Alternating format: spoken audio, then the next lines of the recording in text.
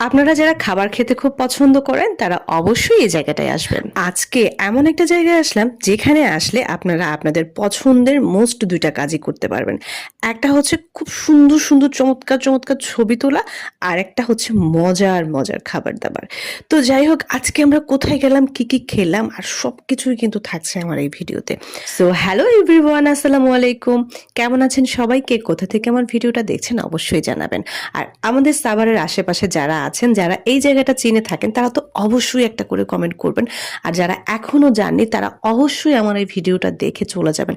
এত মজার মজার খাবার এই জায়গাটাতে।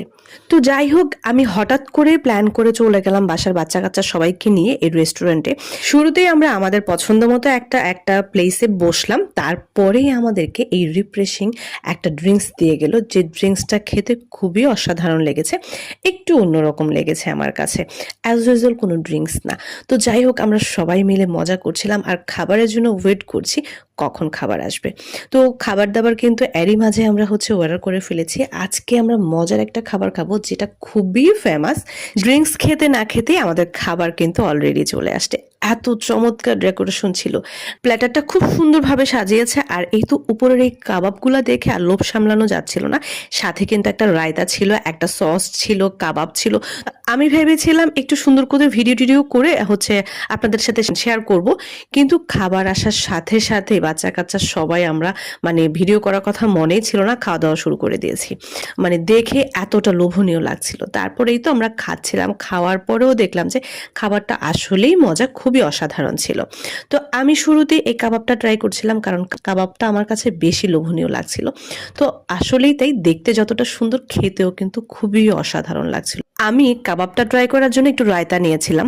তো খেয়ে দেখলাম যে রায়তা দিয়ে কাবাবটা খুব একটা ভালো লাগছিল না, বাট সস দিয়ে খুবই অসাধারণ লাগছে।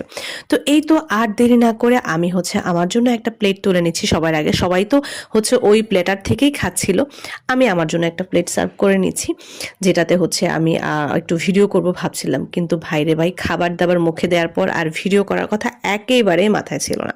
আচ্ছা, এখন আপনাদেরকে বলি কি খেয়েছিলাম আর লোকেশনটা কোথায়। এত মজার মজার খাবার, আপনাদেরকে যদি লোকেশনটা না বলি আপনারা কিভাবে আসবেন?